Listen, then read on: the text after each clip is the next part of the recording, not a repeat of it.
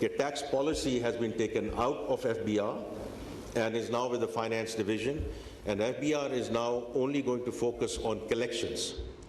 اور اس کا مقصد ہی یہ ہے کہ tax policy should be driven by economic value considerations, not how we make the math work.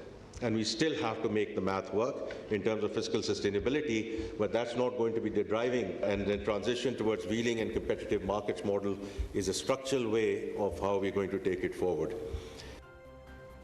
تجارتی خسارہ بڑھ گیا. کمپنیاں ملک سے جا رہی. زیادہ ٹیکس اور انرجی کی بلند قیمتیں کاروبار کے لیے سنجیدہ مسائل قرار. وفاقی وزیر خزانہ نے معاشی ناکامیوں کا بھرملا اعتراف کر دیا.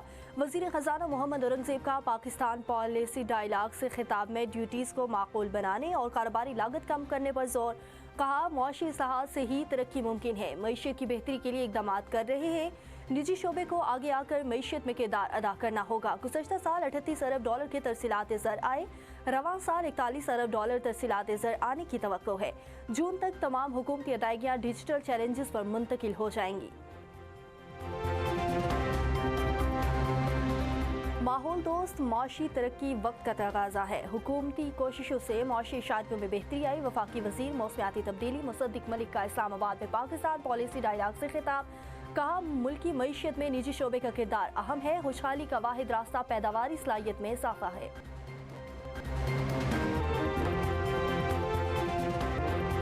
تحریک انصاف غیر قانونی ایجنڈے سے باز آ جائے. صوبائی حکومت کا دہشت گردی پر بریفنگ کے لیے خط لکھنا بدنیتی ہے. تحریک انصاف کو یہ نہیں پتا پاکستان میں دہشت گردی کون کر رہا ہے. خط لکھنا اور ان کیمرہ بریفنگ مانگنا انتہائی گھٹیا حرکت ہے. وزیر اعظم کے مشیر رانا ثناء اللہ پی ٹی آئی کے خلاف بھڑک پڑے.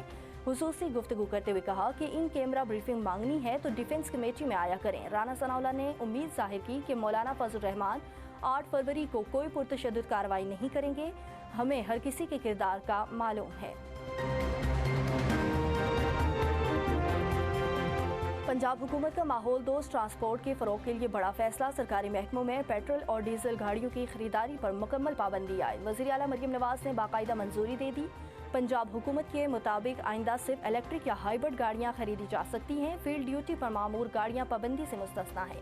نئی الیکٹریکل وہیکل پالیسی 2026 کا جلد اعلان ہوگا. صوبے کے 31 شہروں میں 170 نئے پیٹرول پمپس کے لیے این او سی بھی جاری. نئے پیٹرول پمپس کے لیے این او سی کی منظوری الیکٹرک چارجنگ یونٹ لگانے سے مشروط کر دی گئی.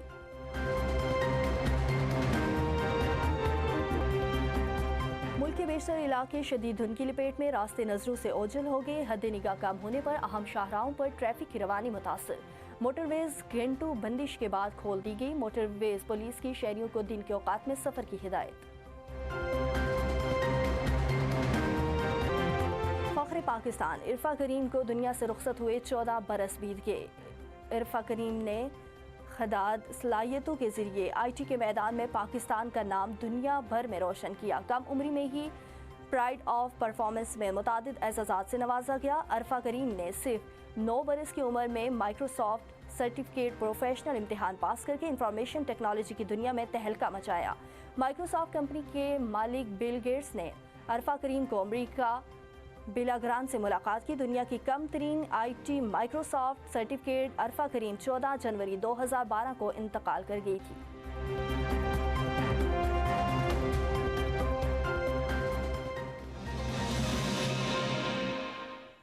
السلام علیکم، آپ دیکھ رہے ہیں ایم نیوز اور میں ہوں علیشہ عباسی. ہیڈ لائنز آپ نے جانے. بلیٹن کا باقاعدہ آغاز کریں گے ایک چھوٹی سی بریک کے بعد.